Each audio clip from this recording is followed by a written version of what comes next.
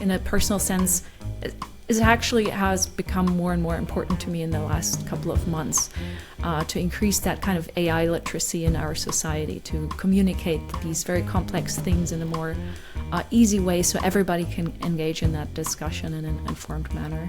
In this episode, I'm talking with ETH alumna, a lecturer and postdoc, Anne Scherer, co-founder of Delta Labs AG and author of the book You and AI, published in 2023. This is the We Are ETH podcast, and I'm Susan Kish, your host. And I have to say, the best part about reading your bio was the list of what you did after your dissertation. Scuba diving in the Red Sea, climbing 5,200 stairs at the Adams Peak in Sri Lanka, cooking in Ho Chi Minh, swimming with the sharks in French Polynesia, cycling in Easter Island, tubing down the Amazon River or some river in Bolivia. Oh my gosh, that sounds like an amazing voyage. What was your inspiration, and how did you just take the globe and figure out all the 25 places you wanted to go? That's actually a good question. Going on a trip around the world has already been in the back of my hat for a really, really long time. I've always loved to travel and explore new places. And I did it exactly after my PhD, and that was like the perfect time to go, because it's like, you are in depth in one very particular topic, very much focused, and it felt like you need a phase to open up and see the world and explore new things and get that new inspiration. So that was a very long dream already throughout my PhD to do that. So it's been a long process. And the one thing I remember about planning the journey is that I decided that it had to be Bora Bora. So Bora Bora is an island on French Polynesia, and I'd read about it, and it's like the furthest you can go from Germany or Switzerland. So I figured, this has to be on a trip when you go around the world, because it's really hard to go there otherwise. So we planned everything around. So actually from Bora Bora, it's really good to stop on the Easter Islands, and all that came along. And in the end, it was very, very diverse. So lots of different, nature, landscapes, cities, cultures. And that has been extremely inspiring to see. So can you connect the dots between that trip, that exploration, and your exploration around technology? Because it does seem you do a lot of work in the area where sort of human behavior and human psychology intersects with all of these emerging technologies. How did those two lines connect? So I think what I really like to do in general is taking different perspectives and putting them together. I think that is a common theme throughout my life. And in research, it's been very much on, having that psychological lens and looking at that through that at technology, and how do humans interact with technology? How does design of technology affect behaviors, trust in AI, etc.? And all that is also what I do in my free time. I love to explore new things, try out new things, and, see, a world through different lenses and understand it better, and challenge myself and my own beliefs along the way, which I think is a very, very important aspect. And I think traveling really helps to do that, because you see, different cultures that have different values, etc. And seeing the world through these different lenses can be really inspiring. And also eye-opening, and kind of making yourself aware of your own bubble. So in other words, a nice little dose of humility as well as everything else. Mm-hmm. Yeah, definitely. Really interesting. Now, speaking of the other end from Bora Bora, a few weeks ago you were up at the WEF, right? And in addition to getting that very cool pink hat from the AI stand, which looked great, what were your big takeaways? It sounds like AI was really front and center in terms of many of the conversations there. Well, first off, it was really inspiring to see the AI house first time at the WEF, and it was already crowded. Everybody's standing there and pushing each other through the corridors. So there's huge interest that you could just see by the crowd of people that were there. But also this feeling of, there's something different, there's something really big ahead of us that kind of left me, and people talking about this pace of development at the moment. So, AI is nothing new, and we've talked about it for so many years, but in the past year, especially since the introduction of ChatGPT, the whole discussions and the rate of development has just sparked. And that was kind of also a feeling that I had during the WEF and at the AI House, that people were underlining, this time, this generative AI, there's so much we can do. It can, automate so many also very mundane back office processes. So it's affecting everyone essentially. But it's also becoming a lot easier to use. So the hurdles to interact with AI are becoming less and less. I think my takeaway was we can expect to be surprised within the next year and the rate of development that we'll be seeing.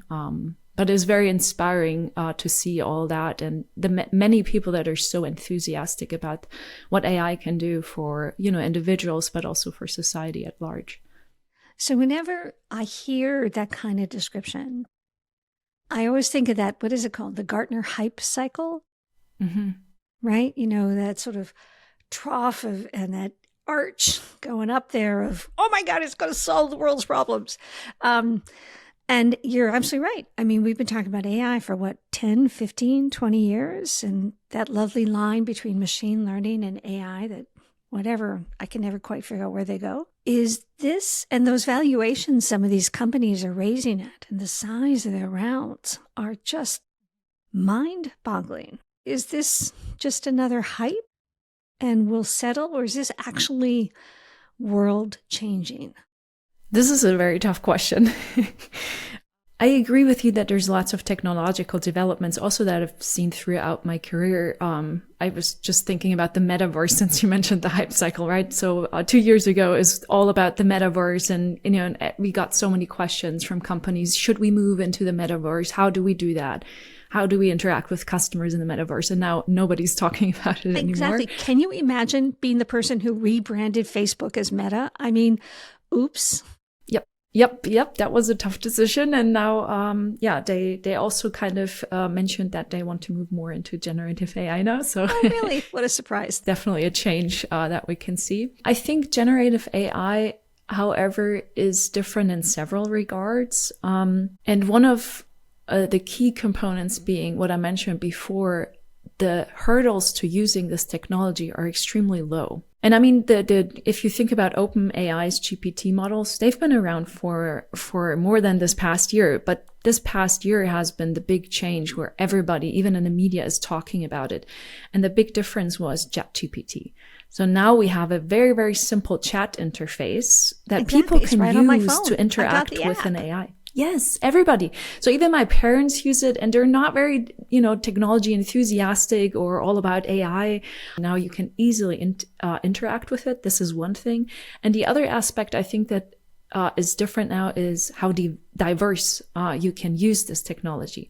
So it's not like if you think about it, in the past you had an AI that was optimized to, perform chess or play chess. But now we have, for instance, these large language models. We're basically trained on all of the internet, right? The language. And language is the basis of so many things. So you can use this technology for your vacation planner, right? So I actually tested for my next vacation route, where to go. ChatGPT is really helpful. So on the one hand, you can use it very, very easily. And on the other, you can use it for so many different things. Can you tell us about your book? You and AI. What a great title. First of all, you and I, you and AI, I'd love to hear about it. So we published a book last year in April. It was a joint project with my former PhD student, Cindy Kandrian, who also did research, and I supervised her in the area of trust in AI. My personal motivation was I knew that my time at UZH in academia as an assistant professor was coming to an end. So for me, this was also kind of a closing, trying to recapture all the research that I did. But another motivation was also very personal. So my parents never really knew what I did. So whenever they were asked about, what's your daughter doing? It's something like robotics, something with technology. And I kind of felt I have to communicate very, very simply and easily, what I'm doing. So the idea was that this book is not for a scientific audience, but for a general audience, and telling them, what what it is about AI, trying to simplify terms and, explain these concepts in a very engaging way. And also highlight this intersection that I've been focusing on, this psychological component. So how do we interact with AI on a daily basis? Maybe there's lots of AI tools that we're not even aware of that we're already interacting on a day-to-day basis. And what are, companies doing in AI design that affects the way we interact with these interfaces. So trying to make people more aware of what's going on in this field, and also trying to reduce that fear of technology and AI as something too complex or too technical, to get everybody on board to have that discussion about AI, which I think in a personal sense has become more and more important to me in the last couple of months, to increase that kind of AI literacy in our society, to communicate these very complex things in a more easy way so everybody can engage in that discussion in an informed manner. I listened to your TED Talk, the one in 2020 you did at TEDx in Zurich. And one of your prime hypotheses seems to be that in some way, because of the absence of some social standards, people are sometimes more honest with machines than they are with people. And you give some wonderful illustrative anecdotes to make that point that I'd love to hear you talk through. But do you think this is becoming more front and center, this question about trust and comfort with AI than it was before? Yes, so I think the whole discussion about trust in AI is extremely important. What I experienced, though, it often very quickly goes into this whole discussion about data. But our focus has been more on the design, and this is what I've also been discussing in my TED Talk, the design of the technology or the interaction with AI influences very much on, which kind of mental rules or heuristics we apply in that interaction. So sometimes if I humanize technology more, I will simply and very mindlessly apply social rules to my interaction with AI, or any other technology that is. But what we're saying in that TED Talk is that sometimes you do not actually want to humanize technology as much. And you want to kind of, make sure that people know this is a machine, because then they do not apply the social rule. And in this case, we were talking about impression management, right? Or the fear of social evaluation, which we typically have with other humans. So we try to present ourselves in the best positive light. We don't want to look like a fool. And this sometimes makes it very hard for us to open up and talk about, sensitive topics. And this is where, technology can be really helpful. What actually inspired my research in that area was I was invited to the California Institute of Technology, and they had a project jointly with the US Army. And they developed this digital therapist for soldiers, because what they observed is initially whenever soldiers come back from combat, they are interviewed, but typically in these interviews, they would state that, all is fine. I'm good, nothing to worry about. But whenever they introduced that digital therapist, what they observed is that now they opened up more easily, and they were reporting more nightmares. They were reporting that, they had more or higher anxiety levels, things like that.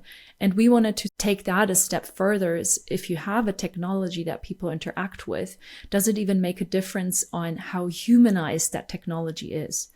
And with humanized, there's many different components that you can use, like using, when we think about language, using speech disfluency is a way to humanize. So for instance, aha, oh yeah, these things are very human. It's a social component of our language that you can use to humanize that interaction. And simply introducing such little elements cues us to apply more social rules. And then we have more impression management, and people do not open up as easily. So we were focused more on the technology design. If you think about it in social interactions, right? So again, we present ourselves in the best positive light.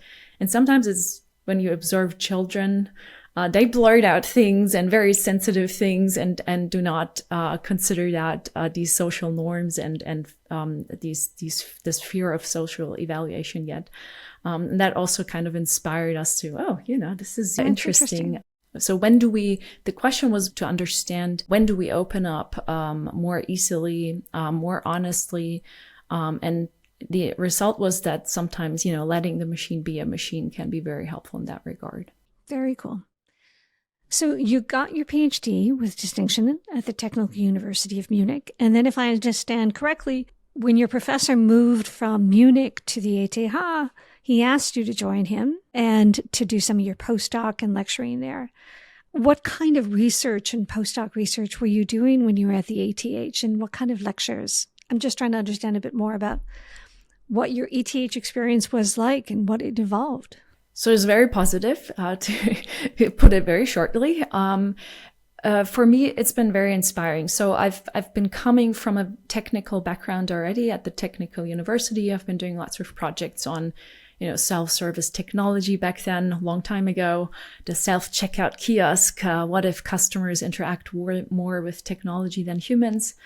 And of course, that has evolved quite a bit, also at ETH. So the technology that we were looking at was quite a bit more advanced, and we were developing our own chatbots, online recommender systems, to see, when do people trust these recommendations? How do we design these technological interfaces? How does that affect consumers' trust? So the chatbot study I initially mentioned with, when do we open up more easily? That was also something we did during that time.